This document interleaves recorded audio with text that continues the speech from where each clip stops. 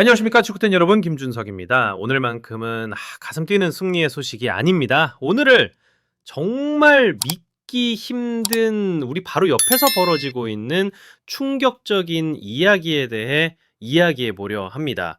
자, 여러분 한번 상상해 보시죠. 내 나라의 대표팀이 월드컵 예선에서 탈락했습니다. 14억 인구의 꿈이 무려 23년 만에 또다시 산산조각 났습니다. 여러분의 심정은 어떻겠습니까? 처참한 실망감? 들끓는 분노? 아니면 혹시 미소일까요? 네, 바로 이 미소입니다. 월드컵 예선에서 탈락한 중국 축구 대표팀의 주장 왕달레이 선수가 경기 후 인터뷰에서 보인 바로 그 표정입니다.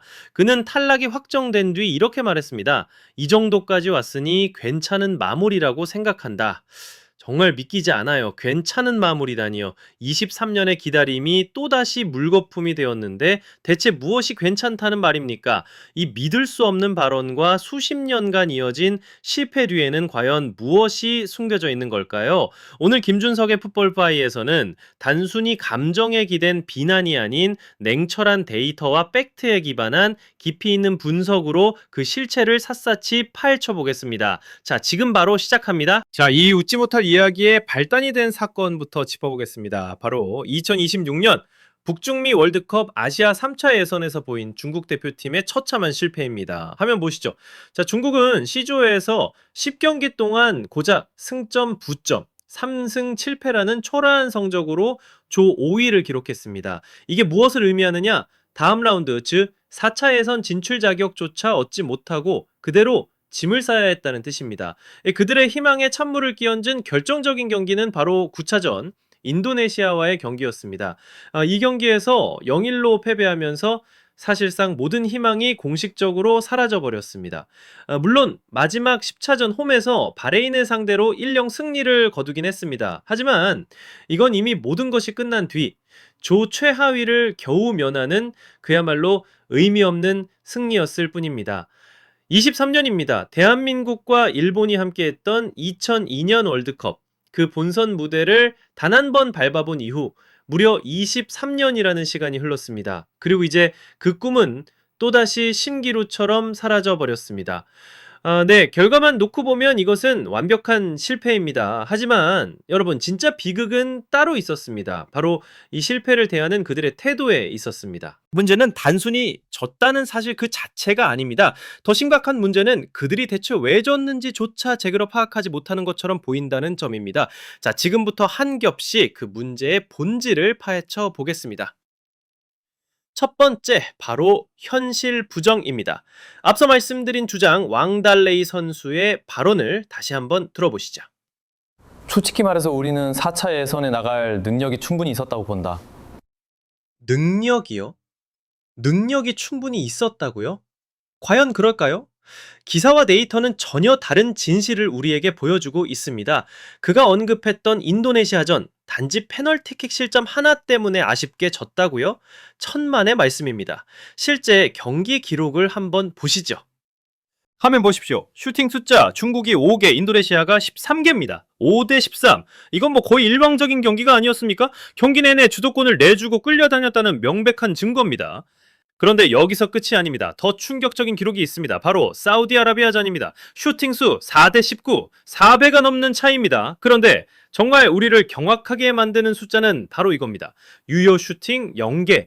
여러분, 유효 슈팅 0개라는 게 무슨 뜻인지 아십니까? 단 한 번도 상대 골키퍼를 위협하지 못했다는 뜻입니다. 골문 안으로 공을 차보지도 못했다는 겁니다. 상대 골키퍼는 그냥 가만히 서서 경기를 구경만 해도 됐다는 이야기입니다. 이런 경기력으로 4차 예선에 갈 능력이 충분했다고 말할 수 있겠습니까? 이건 현실 부정을 넘어 존재하지도 않는 실력에 대한 망상에 가깝습니다. 자, 두 번째 문제입니다. 바로 만약에라는 가정법에 매달리는 한심한 정신 상태입니다. 모든 것이 끝난 뒤에 중국 언론 소우닷컴은 이런 분석을 내놓았습니다. 만약 중국이 인도네시아와 비기기만 했더라면 일본이 인도네시아를 대파해준 덕분에 득실차에서 앞서 다음 라운드에 갈 수도 있었다. 여러분, 이게 말이 된다고 생각하십니까? 왜 이제 와서 만약에를 이야기합니까? 축구에 만약이란 없습니다. 결과가 전부입니다. 그들은 왜 인도네시아를 상대로 무승부조차 거두지 못했는지, 왜 그렇게 무기력한 경기를 펼쳤는지에 대한 뼈아픈 분석 대신 일어나지도 않은 가상의 시나리오에 희망을 걸고 있습니다. 이것이야말로 결정적인 순간에 보여준 자신들의 실력 부족과 전술적 실패를 인정하지 않고 운명이나 상황 탓으로 돌리려는 전형적인 회피 심리입니다. 진짜 강팀은 만약을 이야기하지 않습니다. 스스로 결과를 만들어낼 뿐입니다. 자, 지금까지 우리는 정신력과 변명에 대해 이야기했습니다. 하지만 이건 문제의 본질이 아닙니다. 그리고 이제 이 모든 실패를 단 한 번에 설명하는 그 어떤 변명이나 만약이라는 가정으로도 더는 숨길 수 없는 중국 축구의 가장 깊고 어두운 민낯을 마주할 시간입니다. 한 기사가 그 충격적인 진실을 지적했습니다. 문제는 감독 한 사람의 전술도 선수 몇 명의 실수도 아니었습니다. 문제는 바로 이 모든 것을 지탱해야 할 뿌리 그 자체에 있었습니다. 자, 화면에 나오는 이 숫자를 주목해 주십시오. 축구의 미래를 결정짓는 17세 이하 U17 등록 선수의 숫자입니다. 먼저 사우디아라비아 15만 명, 그리고 중국은 600명입니다. 네? 제가 지금 잘못 읽은 게 아닙니다. 여러분도 잘못 보신 게 아닙니다. 600명, 단 600명입니다. 14억이라는 거대한 인구를 가진 나라에서 미래의 국가대표가 될 씨앗이 단 600명 뿐이라는 겁니다. 정말 믿기지 않아요. 이것이 바로 모든 문제의 해답입니다. 여러분, 자갈 몇 개를 놓고 그 위에 초고층 빌딩을 지을 수 있습니까? 불가능합니다. 바닥까지 메마른 연못에서 어떻게 월드클래스라는 재능을 건져 올릴 수 있겠습니까? 불가능한 일입니다. 이건 그저 한두 경기의 실패가 아닙니다. 이것은 시스템 전체의 붕괴이자 뿌리부터 썩어 들어간 총체적 난국인 것입니다. 자, 600명이라는 이 충격적인 숫자를 보고 나니 그동안 이해할 수 없었던 다른 모든 것들이 비로소 선명하게 보이기 시작합니다. 자, 중국 언론 소우닷컴은 이번 월드컵 탈락을 뭐라고 표현했는지 아십니까? 바로 치욕이라고 했습니다. 치욕. 그러면서 이렇게 덧붙였습니다. 이번 탈락은 단순히 경기력의 문제가 아니라 수년간 쌓여온 시스템적 실패의 결과다. 스스로 인정한 겁니다. 문제가 골물대로 골맞다는 것을요. 심지어 그들의 레전드, 과거 대표팀 주장이었던 리웨이펑까지 쓴소리를 뱉었습니다. 그는 아주 단호하게 말했습니다. 경기에서 지면 욕먹는 게 당연하다. 잘하면 그에 걸맞은 돈과 박수를 받지 않는가? 아주 상식적이고 당연한 이야기입니다. 선수들이 비싼 해삼을 먹는다고 비난받았던 과거의 논란에 대해서도 핵심을 꿰뚫는 한마디를 던졌습니다. 그건 성적이 없기 때문이다. 잘하면 뭘 먹든 아무도 상관 안 한다. 전국을 찌르는 한마디 아닙니까? 이것이 바로 모든 것을 보여주는 겁니다. 실력이 없으면, 결과가 없으면 축구 외적인 모든 사소한 것들까지 비난의 대상이 된다는 뜻입니다. 결국 모든 것은 연결되어 있습니다. 뿌리가 부실하니 좋은 성적이라는 열매가 열릴 리 없고, 열매가 없으니 대중의 비난이라는 거센 비바람을 온몸으로 맞을 수밖에 없는 겁니다.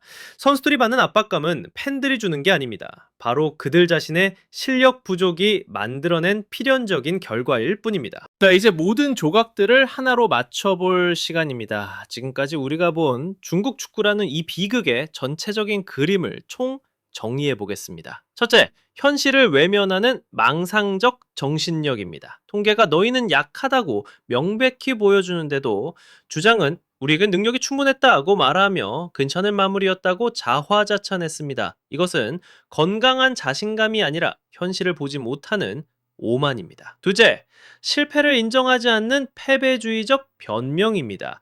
자신들이 왜 못했는지를 분석하는 대신 만약 비겼더라면이라는 허황된 시나리오에 기대어 책임을 회피했습니다. 스스로의 실력 부족을 운명 탓으로 돌리는 비겁한 태도입니다. 그리고 마지막 셋째, 이 모든 것을 가능하게 한 바로 뿌리부터 썩어버린 붕괴된 시스템입니다. 14억 인구 대국에서 U17 선수가 고작 600명. 이 숫자는 변명조차 불가능한 중국 축구의 부조적 실패를 보여주는 가장 확실한 증거입니다. 여러분, 이것은 단순한 패배가 아닙니다. 이것은 중국 축구에 내려진 사망 선고나 다름없습니다. 감독 한 명 바꾼다고 해결될 문제가 절대 아니라는 명백한 증거입니다. 그들 스스로가 외쳤듯이 지금 그들에게 필요한 것은 어설픈 변화가 아니라 바로 뼈를 깎는 개혁뿐입니다. 지건지밀의 네, 그들 스스로가 뼈를 깎는 개혁을 외치고 있습니다. 이들의 이야기를 보고 있으니 역설적으로 우리가 걸어온 길이 얼마나 소중하고 대단한 것인지 다시 한번 느끼게 됩니다. 이 손상 우리가 거둔 모든 승리, 선수들이 흘린 한 방울 한 방울의 땀, 그리고 척박한 환경 속에서도 피어나는 어린 재능들, 이 모든 것들은 결코 우연히 얻어진 것이 아닙니다. 체계적인 시스템과 진지한 투자, 그리고 어떤 상황에서도 포기하지 않은 강인한 정신력이 만들어낸 값진 결과물입니다. 끊임없이 노력하고 넘어지면 다시 일어서는 그 끈질긴 과정 전체가 바로 우리의 자랑입니다. 우리의 자랑이에요. 이 소상 중국 축구는 이제 역사적인 선택의 기로에 섰습니다. 계속해서 망상과 변명 속에 주저앉을 것인가, 아니면 용기 있게 현실을 마주하고 진정한 개혁의 첫발을 내디딜 것인가, 그 답은 오직 시간만이 알고 있을 겁니다. 이 소상 중국 축구는 여러분은 이 문제에 대해 어떻게 생각하십니까? 여러분의 날카로운 의견을 아래 댓글로 남겨주세요. 그리고 김준석의 풋볼파이어가 전하는 가장 뜨거운 분석을 놓치지 않으시려면 구독과 알림 설정 잊지 마시고요. 이소상 중국 축구 지금까지 김준석이었습니다. 감사합니다. 다음에 또 뵙겠습니다.